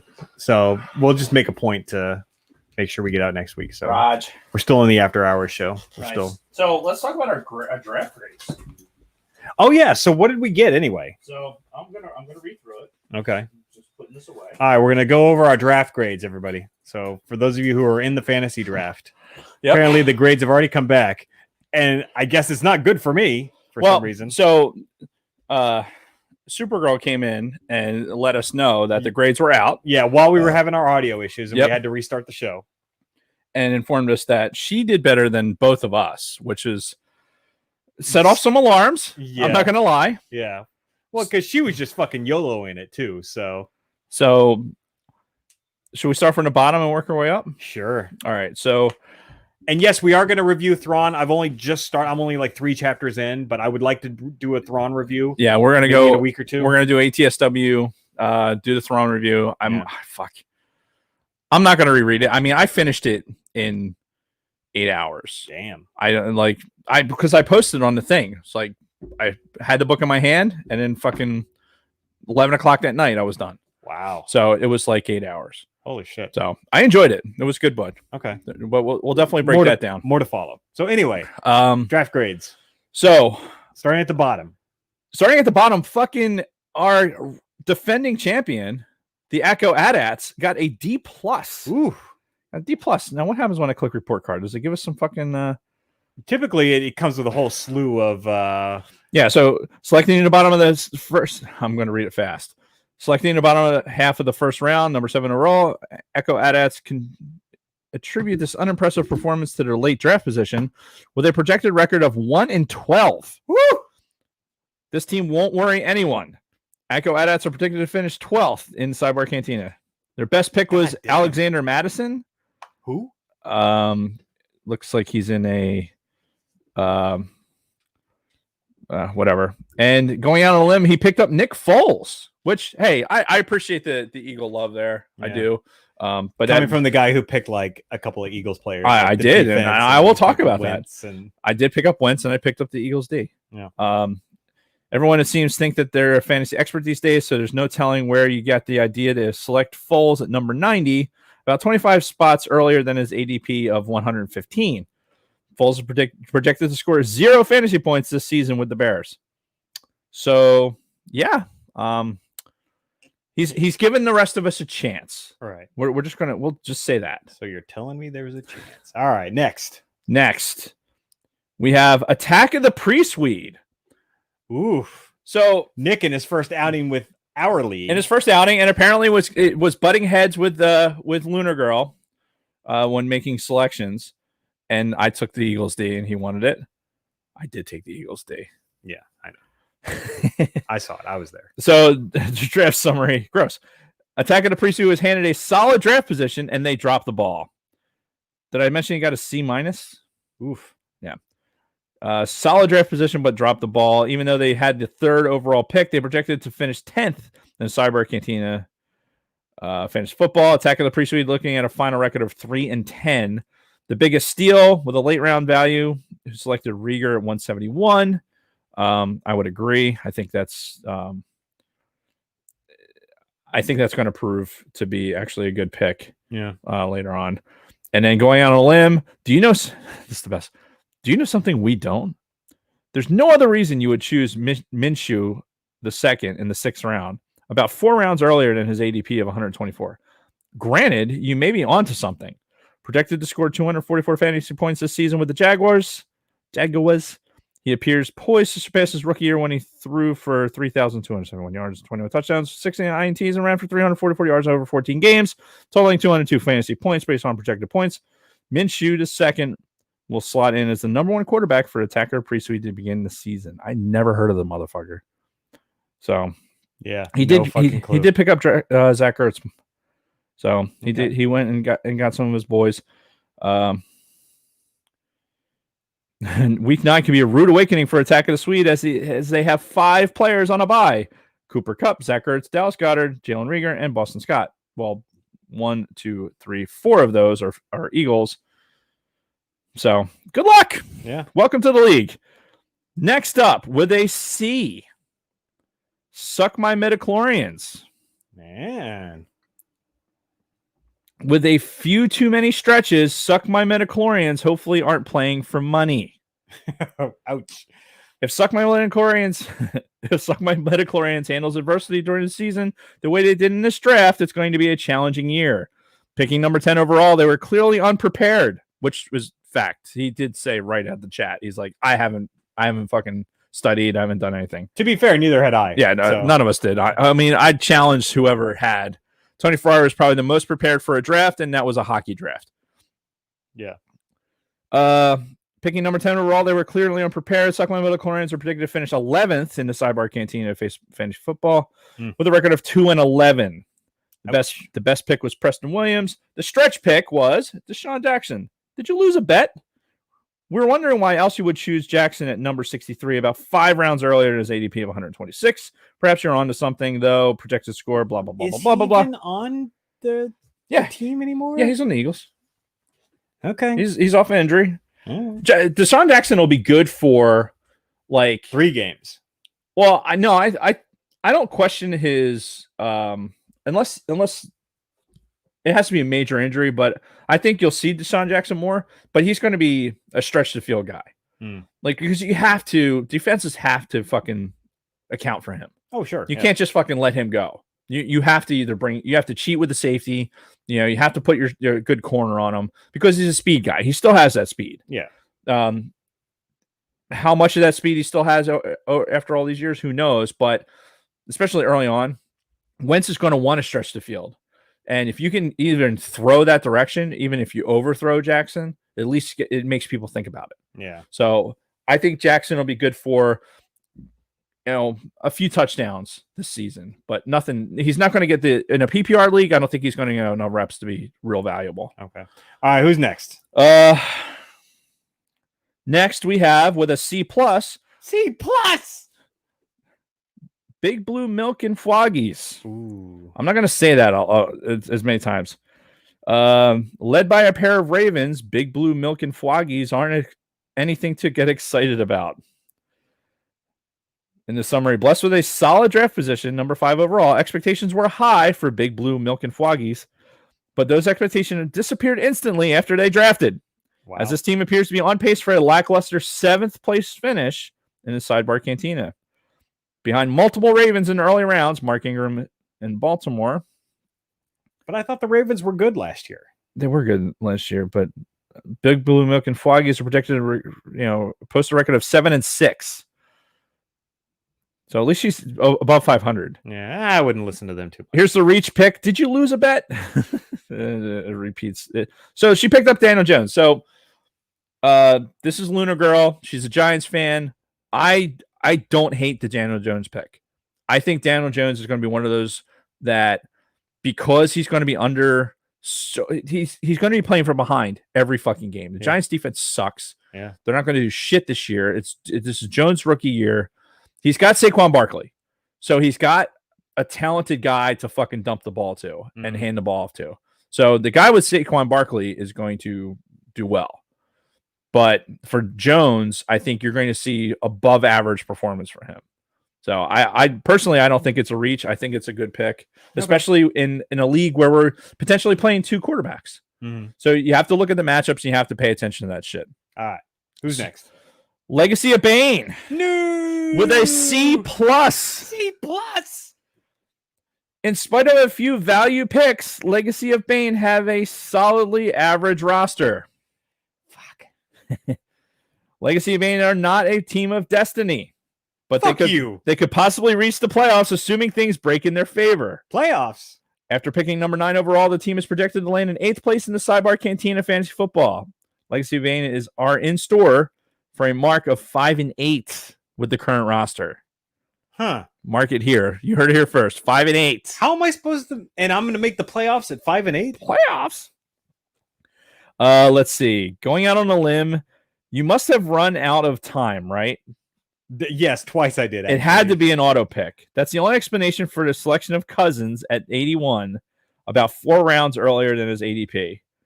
Blah blah blah blah. Now, see, saying that, because we have that quarterback flex slot. Yeah, I think that's why I picked him. And I don't think that's for the quarterback flex. I don't think that's a horrible pick. Yeah.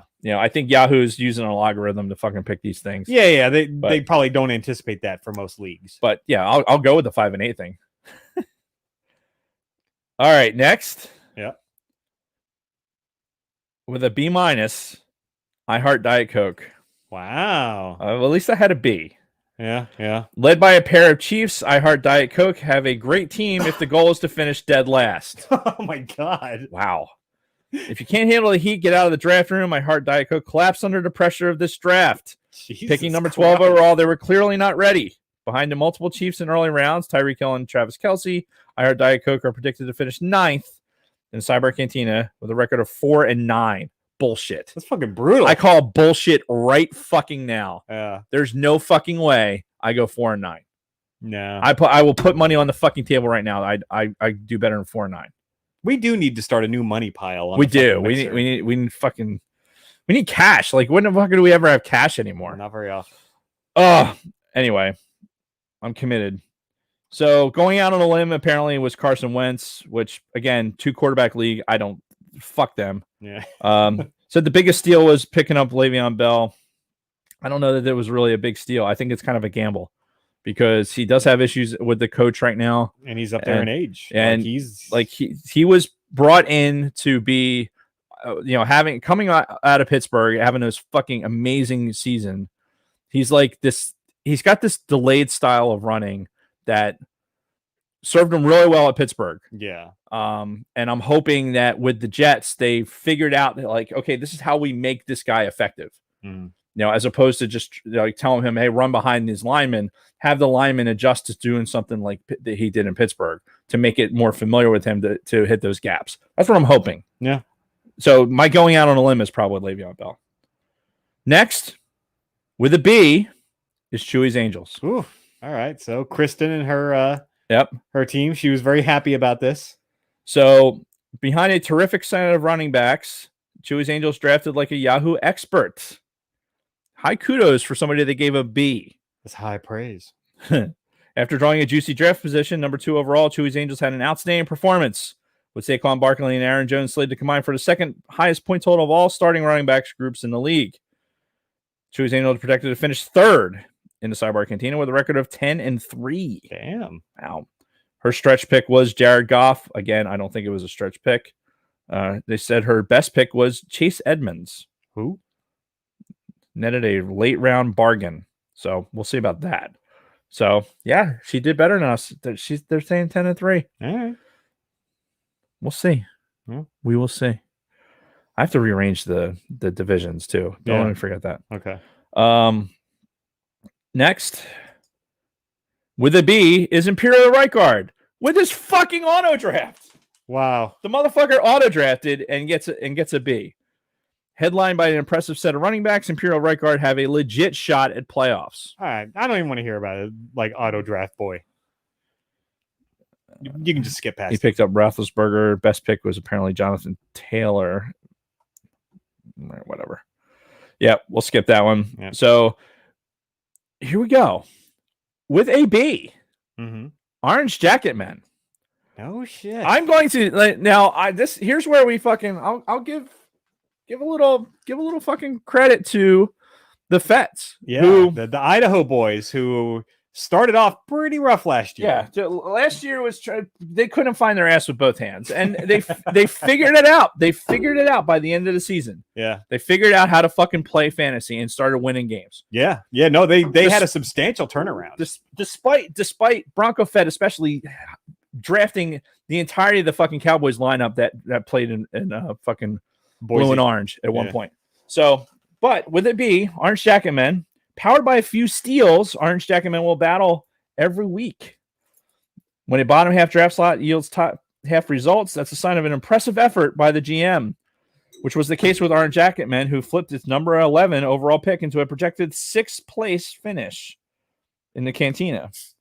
Orange Jacket Men are predicted to put up a total of blah, blah, blah, blah, blah, blah. Best pick was N'Keal Harry. No fucking clue who that is. And going out on a limb was Will Lutz. That's not a limb. Anybody that's on the Saints offense is going to produce. Yeah. I took one of their receivers. So. But good. Yeah, great job. Yeah. Yeah. I drafted Drew fucking Brees, and I didn't even mention that Yeah. in my fucking rating. So, But they're sucking his dick for one big of the time. receivers. So coming up next with a B is Summer of Legends My Ass. Which is Our own Bronco Fett. Man, so again, the Fett brothers. Yes. Massive improvement over last year. I love it. I fucking love it. And what position is that, by the way? Like in the overall 12? Like where are we number-wise? We're going from 12 to 1. So what number is Bronco Fett? He's 3rd. Okay. So with a projected finish of 4th, Summer of Legends My Ass will be a tough out. Summer of Legends My Ass parlayed a solid draft slot, number 4 overall, into a respectable performance. Projected to finish 9-4, which would place them 4th in the Cantina. They got OBJ and going on a limb, Deshaun Watson. See, that's not a limb. That's not a fucking limb. Yeah. But hey, we got to start somewhere, right? This is our baseline, however fucked up it might be. Mm-hmm. So we have it. There's two names left. Solsky. Right.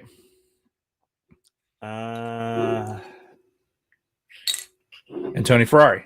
Oh, fucking Tony. God damn it. With a B. Detroit Death Stars. Solsky. All right. Despite a few reaches, Detroit Death Stars will be a tough team to beat. After receiving a favorable draft slot, number 6 overall, Detroit Death Stars had an excellent showing. Detroit Death Stars are projected to finish 2nd in the Sidebar Cantina with a mark of 10-3. Now, it also said that Supergirl was going to be at 10-3 as well. Okay. So this will be interesting. Yeah. Best pick, it says, with Deebo Samuel. And the reach pick was Cam Newton. Again, in a 2-quarterback league, I don't think that's a reach. Yeah, especially knowing he's going to be a starter. Woo, knowing he's being coached by Bill fucking Cheetah. He'll get some points. Are you okay over there? It's like trying not to have this fucking blow up everywhere. Like that shaving cream that blew up on exactly. I'm gonna smell like fucking. Yeah, that's gonna be great. You get pulled over and cops will be like, I smell like lime. What is that? So here we go with the number one, an A- for the report card is the Star Wars Gala Day specials. Fucking Tony Ferrari. Headlined by an elite group of running backs, Star Wars Gala Day special have a nasty squad with championship hopes. Having a top pick in the draft doesn't always lead to championships. In this case, however, it very well could. The Star Wars Gala Day special, I keep wanting to say Southwest. The Star Wars Gala Day special did what top flight fantasy managers do when they land the number one overall pick. They put together a juggernaut. Oh, it's the juggernaut, bitch. The team is particularly talented running back as Christian McCaffrey and Devin Singletary are slated to combine for the highest point total of all starting running back groups of the league. Predicted to finish first place with a mark of 11-2. And you know what? That's not easy. Like having that number one overall pick. I mean, it was pretty much a given who the number one was going to be this year with McCaffrey, but but Saquon could have been very easily gone number one. Yeah, but sure. But either way, like you get that first pick, but then you don't get to pick again for like 20 fucking picks. Yeah, that's a tough spot to be in. And he had a particular strategy where he went, okay, this is a 2-quarterback league. Mm-hmm. I'm going to get two quarterbacks.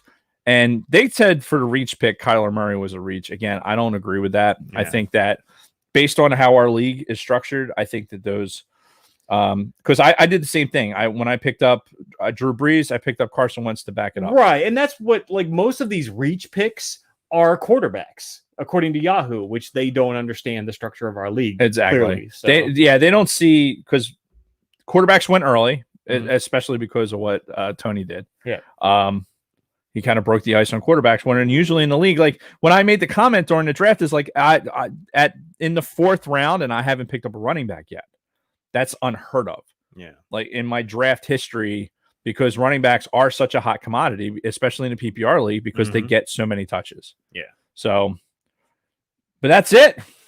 That's the setup. So, according to Yahoo, the Canadian contingent is slated for a fucking championship here. All right. Well, I mean, that's why they play the game, right? Exactly. So, and this is not where, so for some of you novices to fantasy football, this is not where the construction of your team ends. This is only the beginning. All right. So these are your first steps. Yes. Because then you've got to deal with the waiver wire, dropping people, adding people, and the best managers and the most successful fantasy football players are the ones that stay on top of that shit. When you get some fucking guy that comes out of fucking nowhere, some 3rd string running back that gets pushed to the forefront because the guy ahead of him got injured and now he's lighting it up, you got to be the person to fucking jump on that shit. Yeah, and I'll tell you what, if you look at my draft, for me in particular, you'll see that I went with some handcuffs for stud running backs like Ezekiel Elliott's handcuff because Elliott did miss a couple games. Yeah. So, and I'm hoping for that again because fuck Dallas. Fuck them right in the ass. Mm-hmm. And I want nothing better to have them their team fall the fuck apart. Well, and that's did Dak Prescott even get drafted? Like, did anybody actually pick up Dak Prescott? Somebody had that overrated sack of fucking dog shit. I mean, in a potentially 2-quarterback league, somebody had to have. Watching that NFL fucking thing with the top rated quarterbacks is fucking infuriating. Yeah, it was so I almost want to find it because I just like Ben Roethlisberger. I think was 4th on this fucking list. Dude, the guy's older than fucking dirt at this point. And what threat is Pittsburgh this year? They're not. They weren't a threat last year either. Yeah. All right. Well, you're looking that up. I'm gonna piss. Yeah, I see. I took advantage of the previous break. Let's see. NFL quarterback lists Twitter.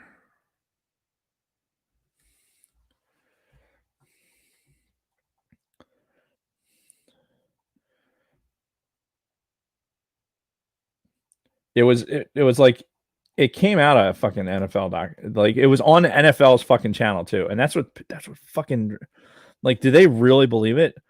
I mean, if you're going to just go for fucking ratings, then okay, that's cool. Whatever, I get it. But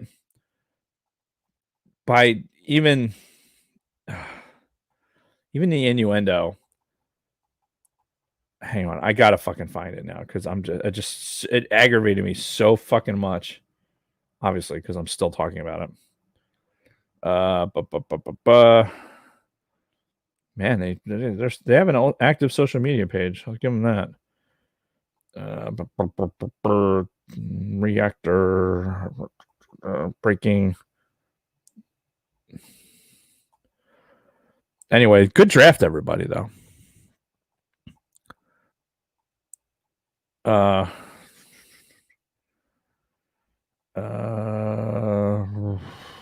Come on.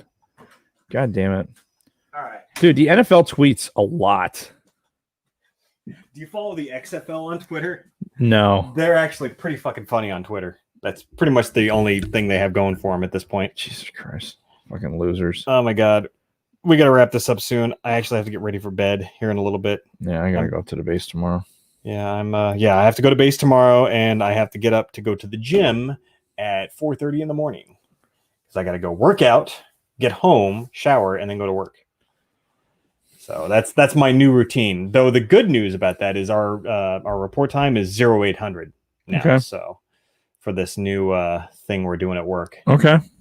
So I have time to hit the gym in the morning, but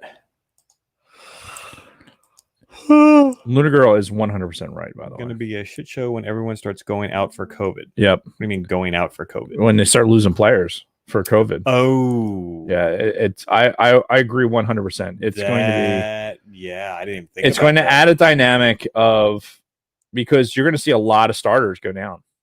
I think they're going to continue to play the games. It's just going to be, okay, what starters have passed these tests like this early? Yeah. I'm only to September 1st, and I don't remember when I fucking saw that thing. So it's all right. Must not have been that important. It was just annoying. It was fucking annoying. Yep. I opened this beer. Damn it. Oh, yeah. Sorry, I just dump it out. This is going to be Russian roulette. It's going to be interesting. Yeah. It's going to be interesting. And we'll see. We'll see. It's a shame you can't do a bubble for fucking 32 teams like this. Because you're not going to have fans. No. So playing in certain stadiums or doing certain things.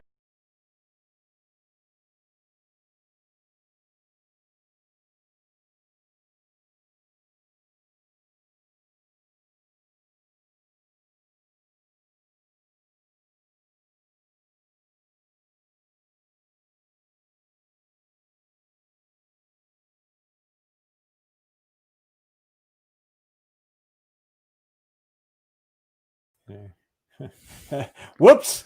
Now we're inverted. Yeah. The screen's inverted. Yeah, it's definitely time to go. You know what it is? I think the heat is starting to get to the equipment. That's starting to make things happen.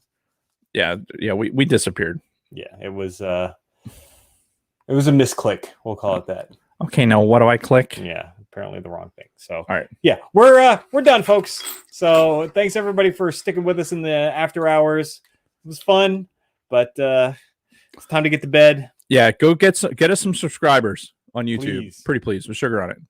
And you will do it. Yes, do it. All right. Good night, guys. You're the best. We're out for reals this time. Yep. Peace. Sure.